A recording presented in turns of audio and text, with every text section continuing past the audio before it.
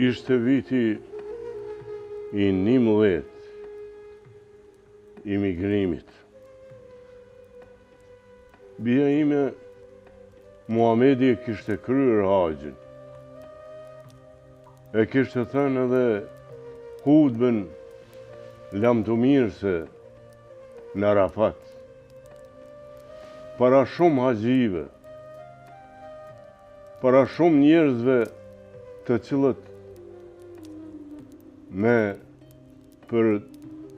cilët me devotshmëri e kishin dëgjuar. Ato ishin fjalë të cilat lanë përshtypje të madhe të secili njeri.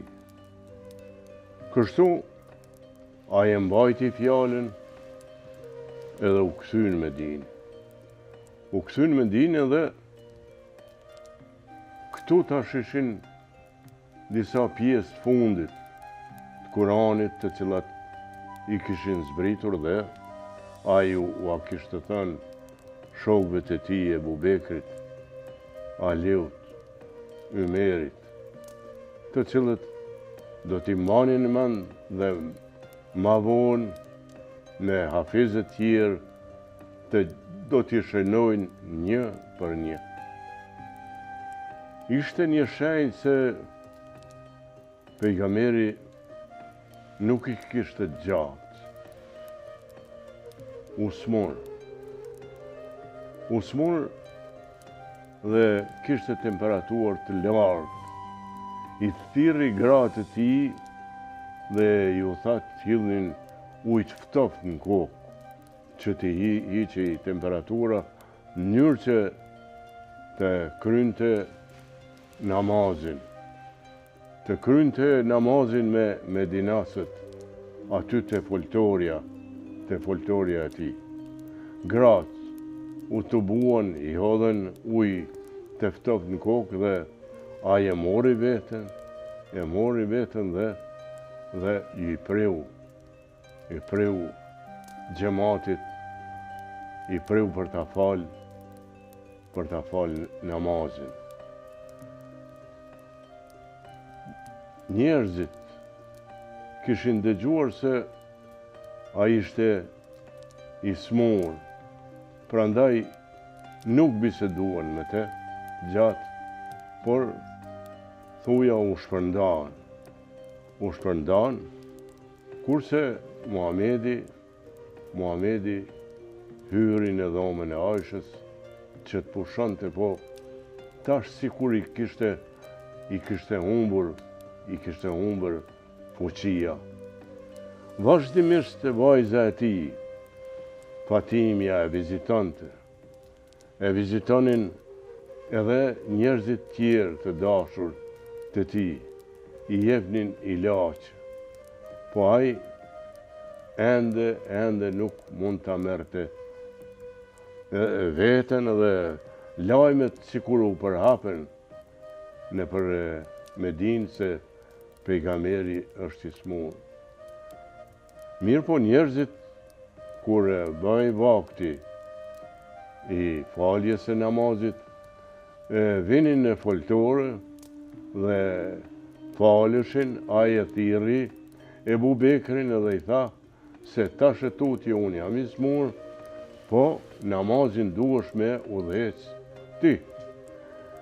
Ebu Bekri me gjysmë zemre e pranoi që të udhëhecte, se ishte mësuar që pejgamberi t'i udhëhecte namazet. E sabahut, e drekës, i kindis, jacis, akshamit, domethënë, të gjitha dhe tash Ebu Bekri duhet t'i bëjnë të ballë që ta falin namazin. Dhe një ditë duke falur namazin, foltorja dhe dhoma e Aishës ndashin me një perdë të hollë. Pejgamberi mori veten pak edhe e ngriti perdën. Edhe kur i pa njerëzit duke u falë Zotit, i erdhi një vullnet një vullnet i tillë sa u ngrit në këmbë, thua se nuk ka qenë asnjëherë i smur dhe shkoi të bëj namaz me ta. Ebu Bekri ja bëri me kohë që dilte që ajte udhëheshte namazin. Mirë po Muhamedi ja bëri me shenjë edhe i tha vazhdo dhe u fal pas ti. Të gjithë të pranishmit sa ishin aty u gëzuan se e panë se Muhamedi kishte bërë ma mirë, e kishte marrë vetën. Kur e përfundu në namazin, Muhamedi i gëzuar ju tha gjithë namazlive, vllazën, amaneti im është që asnjëherë mos e lini namazin. Pra, detyre juaja që shkruan edhe në Kur'an është që ju të kryeni vazhdimisht namazin edhe namazin me kohë. Ky është amaneti imi për hir të Allahut, pra duhet ta përfillni këtë mendim dhe të luteni vetëm një Zoti. Kjo është lutja ime. Ata u shpërndan qetë, u shpërndan gëzuar. Bile dhe Ebu Bekri tha se unë e kam bashkëshorten time jashtë Medines edhe më duhet më shku ta marr. Atëherë pejgamberi i lumtur që ju tha që njerëzit duhet ta vazhdojnë gjithmonë namazin, u kthy në dhomën ku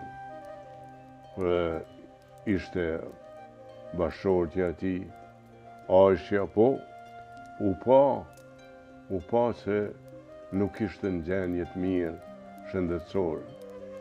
Gratë, njerëzit tjerë e ndihmonin mirë po ai vërtet dukej se ishte i smur. Fatimja erdhi për ta vizituar se vinte çdo ditë nga shtëpia e saj. Edhe Muhamedi e shtrëngonte në gjinjë dhe e përçaponte. Dhe këtë herë e shtrëngoi fort dhe diçka i përshpëriti në vesh. Fatimja, kur i dëgjoi fjalët e Muhamedit, filloi çaj. Po Muhamedi përsëri e shtrëngoi vajzën e tij në gjokst dhe i përshpëriti edhe një fjalë tjetër. Atëherë Fatimja buzëqish. Mirë po, mas shkumjes së Fatimës, vazhdimisht dukej se pejgamberi ishte në momentit e fundit jetës tij, mirë po vazhdimisht e luste Zotin që ta ndihmonte në këto qaste të rënda. Por edhe bënte një lutje se thoshte, mu Zotin ka pranu në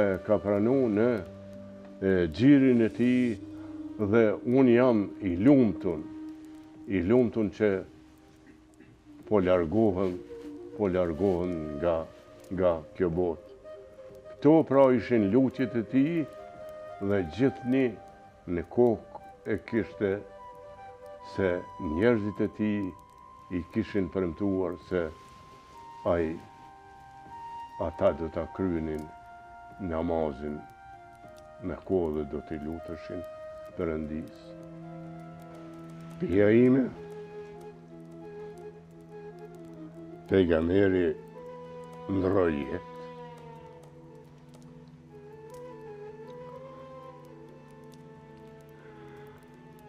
Për jashta u dëgjuan zhurma.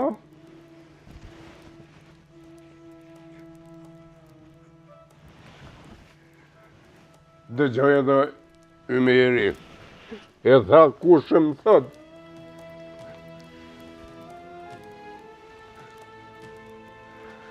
se ka vdek profeti, do t'a vras.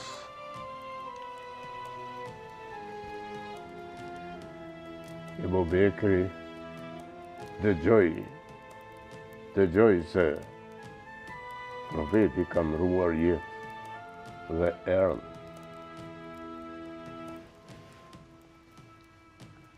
Erdhë, hyri në dhomën e Ajshës, e përqafoj për vdekuri.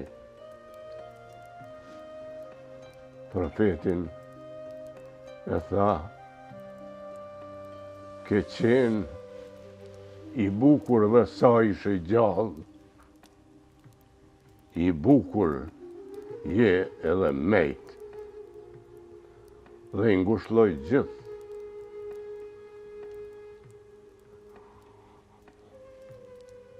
Doli i tha Ymerit, Ymer,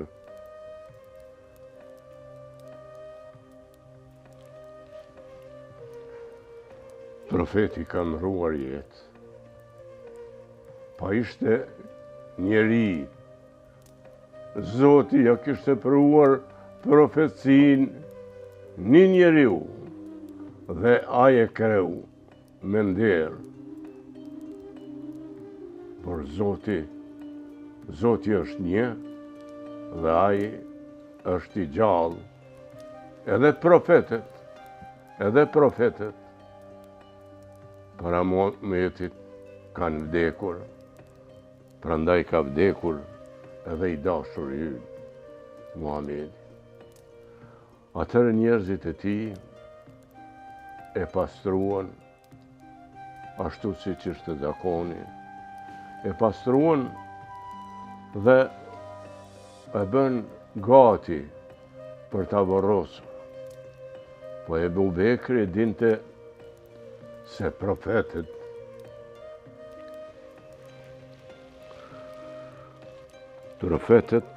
aty ku vdesin, aty edhe i varrosin. Aty pra, në dhomën e Ajshës, e varrosën edhe pejgamberin, ku morën pjesë me qindra, me mija musliman, për të ndëruar në ditën e fundit. Ato ditë, Aisha, gruaja e tij, e pyeti Fatimin, i tha Fatime ti, herën e parë, kur fole me pejgamberin Qabe, ç'të tha? Më tha se nuk kam shpëtim. Prandaj Qaba u mërzita. Po herën e dytë qeshe. Ta qesha, se më tha, ti do t'jesh njeri u i parë që do t'vish mas meje në jetën tjetër, dhe unë u gëzova prandaj qesha. Pas 6 muajve, Fatimi ja vdiq. Por Ebu Bekri, Ymeri, Aliu, Aisha dhe gjithë të tjerët do të vazhdojnë jetën e tij, do të vazhdojnë amanetet e pejgamberit alayhis salam.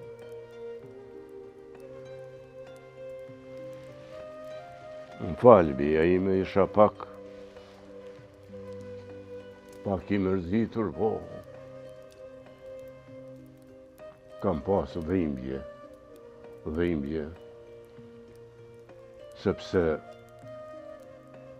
ka shku një njeri i cili ka treguar njerëzimit rrugën e drejtë, rrugën e besimit në një Allah, ati i qofshim falë.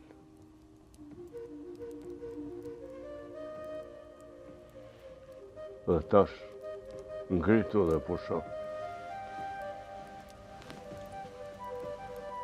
Natën e mirë.